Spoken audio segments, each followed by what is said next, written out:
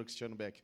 Então, o Coronel Fernandes vem fazendo um excelente trabalho, dei um pulinho ali, mas já retornamos aqui para falar de um assunto muito legal aqui. Parabéns por ter coragem de defender, né, os teus ideais e as pessoas que tu representa. Já conta com o nosso apoio.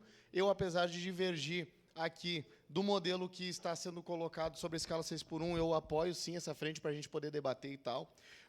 A questão ali que eu estava vindo no carro e ouvindo ali no YouTube o que o Cláudio falou sobre a dívida da Inglaterra, colônia de exploração, também o vereador Fantinel falou sobre a questão cultural. Eu acredito que os dois estão certos. Eu vou concordar com o Cláudio lá do início do Brasil, como ele começou. Também vou concordar com o vereador Fantinel na questão cultural, que vai longe para nós mudar.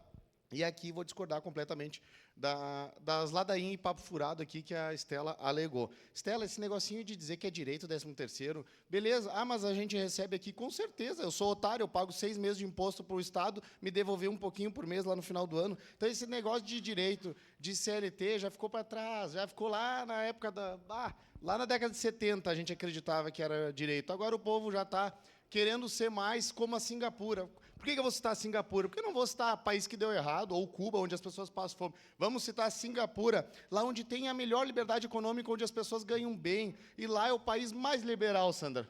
É o país no ranking mais liberal do mundo. E lá o Estado não se mete, as pessoas ganham bem cada vez maior, cada vez mais, né? Mas vê se eles têm direitos, né? Esses direitos que o Estado tanto nos dá, que o papai Estado tanto nos dá. O papai Estado não está preocupado com nós, ele só nos devolve um pouquinho, segura um pouquinho do nosso dinheiro e, no final do ano, devolve. Essa escala 6x1 é mais uma coisa populista criada pela esquerda, uma utopia que, na prática, não funciona em lugar nenhum do mundo. E é isso aí, que a gente trabalha bastante e recebe pouco, é óbvio.